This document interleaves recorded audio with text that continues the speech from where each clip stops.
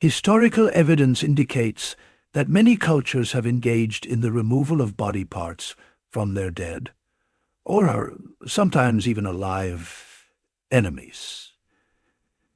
The act of scalping implies removal of all or part of the scalp, with hair attached from an enemy's head. Scalps were sometimes taken as trophies to demonstrate bravery, as symbols of revenge, or as part of spiritual or ceremonial practices. While there is proof of scalping dating as far as 5,000 years ago in Europe, here we're going to focus on the history of scalping in North America and the significance this act held. One of the earliest examples of scalping dates back to the Mesolithic period, found at a hunter-gatherer cemetery in Sweden. Several human remains from the Stone Age or Table culture in Denmark show evidence of scalping. A man found in a grave in Sweden had been scalped approximately 5,000 years ago. There are also scalping examples in China around the same period. Scalping was practiced for a long time through human history. The Greek historian Herodotus reported that in order to receive a share in the spoils of war, Scythian warriors, a nomadic people then located to the north and west of the Black Sea, were required to deliver an enemy's scalp to the king. Other sources indicate the Anglo-Saxons and Franks practiced scalping through much of the 9th century. Archaeologists examining Native American skeletons near the Illinois River reported that a skull was found to have wounds from scalp. This skeleton dated from the Middle Mississippian culture, usually dated between the years 800 to 1500. A study published by Plains anthropologists revealed ancient remains in Nebraska, showing that people were scalped, and likely some survived with massive infections, all predating the arrival of Europeans. It seems clear from a historical standpoint that scalping as a practice had been occurring throughout North America among many nations. On the Crow Creek battle location, where Showan and Caddoan people are believed to have fought, archaeologists from the University of South Dakota found the remains of at least 486 people. The battle took place between the years 1304-400. Many of the dead were scalped. While not every Native American nation practiced scalping, many did. Scalps represented power and status, and the act of scalping had been tied to spiritual beliefs about the afterlife and the transfer of power. Great significance was placed on scalping an enemy. Young warriors would be eager to take their first scalp in combat, showing their braveness and skill. The same went for older and experienced warriors. Having many scalps would be proof of battles fought for their people. Warriors would often wear scalps of their enemies, put them on their horses, or display them in the village, in their teepees and lodges, or around them. Once a scalp had been collected, it represented a fallen enemy. This way, scalps were used to track how many enemies were killed. Not only men were scalped in combat. Taking a woman's or child's scalp was considered honorable, because it signified that the warrior had dared to enter the very heart of the enemy's territory. Native Americans are very fond of their hair. Many tribes consider human hair as a root of personal spiritual power, and even the nest of the soul. The capture of one's soul by scalping had major spiritual importance. Other cases have been reported in which the fresh scalp has been offered as a sacrifice to supernatural beings. In the eastern woodlands especially, some tribes favored the famous Mohawk or Mohican haircut, which leaves a lock of hair or roach on an otherwise shaved head by sending a visual message of one's courage. This was done as a taunt to their enemies. As heads with such haircut could be scalped easier, there are some descriptions of how fellow tribesmen treated the survivors of scalping.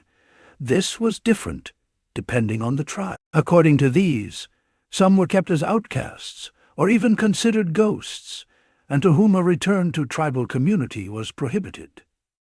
Others, instead, were treated with great respect, as these individuals were seen as touched by the spirits. On the other hand, thanks to later testimonies in the 1800s, we have a pretty detailed description.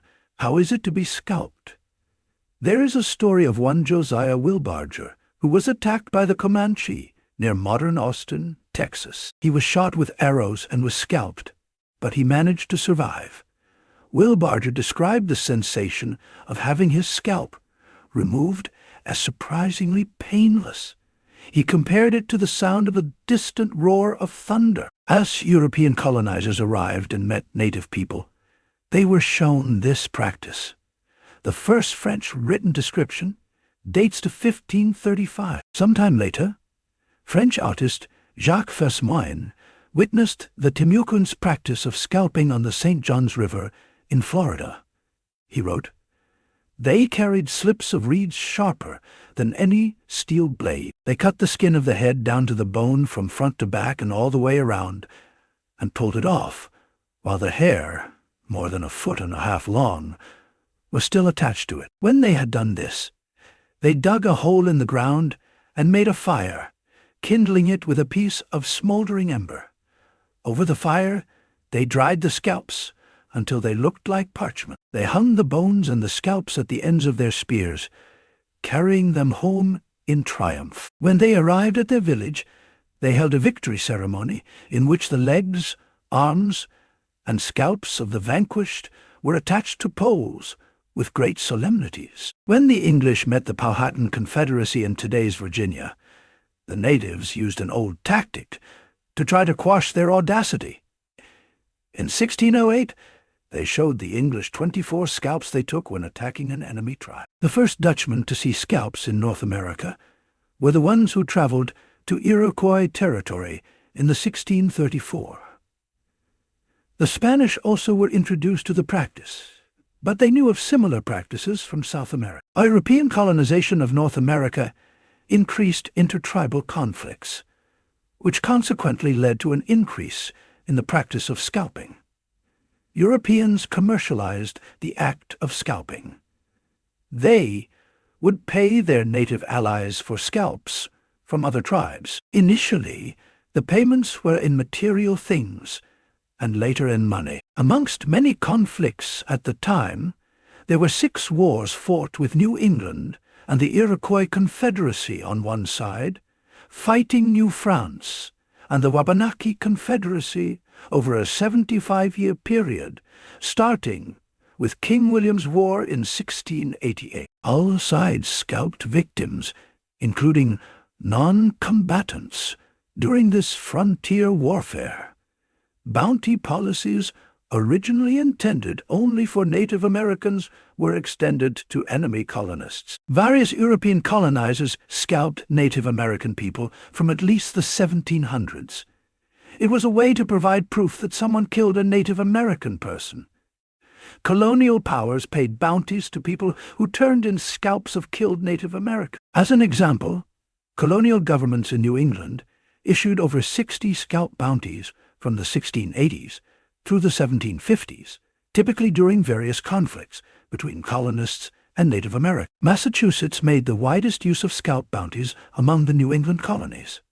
Massachusetts Lieutenant Governor issued one of the most notorious scalp bounty declarations in 1775. This declaration, called the Spencer-Phipps Proclamation of 1755, provides a glimpse into how this system worked. The reward was about $12,000 in today's worth for the scalp of a man, half of that for a woman's scalp. The amount was slightly less for a child. Colonizers, who indigenous people, were sometimes rewarded with land, in addition to money, expanding settlers' reach while displacing natives from their ancestral land. Such things were done on the whole frontier. During the American Revolution, scalping, while regarded as a savage native practice by the colonizers, even if they practiced it too sometimes, emerged as a valuable tool for both sides. Following in the footsteps of the colonial wars, patriots and loyalists directly encouraged their native allies and used scalping themselves as a means to terrorize their enemies, whether that enemy be a native, Englishman, or American. At the same time, each side claimed that their enemy's use of scalping proved that the opposed cause embodied native savagery. The same happened in the War of 1812. In the 1800s, during the Apache-Mexican Wars, Mexican states of Sonora and Chihuahua paid bounties for Apache scalps, while Apaches also scalped Mexicans. These bounties attracted settlers, runaway slaves, and even other Native Americans. In 1851, the Tiama Massacre occurred in California. The United States Army and citizens scalped hundreds of indigenous men, women, and children. Scalping also occurred during the Sand Creek Massacre on November 29, 1864, when a 700-man force of U.S. Army volunteers destroyed a village of Cheyenne and Arapaho in southeastern Colorado Territory, killing and mutilating an estimated 70 to 163 Native Americans. There are few well-documented scalping survivor stories. One of them is the story of Robert McGee. In 1864, McGee's family set to travel west in search for a better life. Their destination was Leavenworth, Kansas. They joined a wagon train that journeyed through the rugged terrain. Along the way, Robert's parents succumbed to the harsh conditions, leaving him orphaned. Robert arrived at Fort Leavenworth, hoping to enlist in the army, but he was declined because he was only 14. He ended up finding employment with a freight company that transported supplies to Fort Union in New Mexico. During the summer of 1864, Robert McGee became a teamster for a wagon train, organized by the freight company. They also had the added protection of a U.S. Army escort. On July 18th, fatigued from the heat, they decided to make camp near Walnut Creek, a mile away from the army. That evening, they were attacked by Sioux warriors led by Chief Little Turtle. Sioux warriors overwhelmed the unprepared teamsters, killed and scalped them, and looted the wagons. Between 8 and 14 settlers died. Robert McGee had been wounded, but survived and was still conscious. With a deliberate stroke, Chief Little Turtle cut a large chunk of scalp and hair from Robert's head, 64 square inches, beginning just behind his ears. The warriors left him for dead, but he survived and was picked up by the army. He slowly regained his health and ultimately made a full recovery. Over time, the practice of scalping eventually diminished as conflicts between settlers, the army, and Native American tribes stopped. Today, scalping remains a reminder of how violent and harsh life was before our time. It is part of clashes and cultural complexities that shaped the history of North America.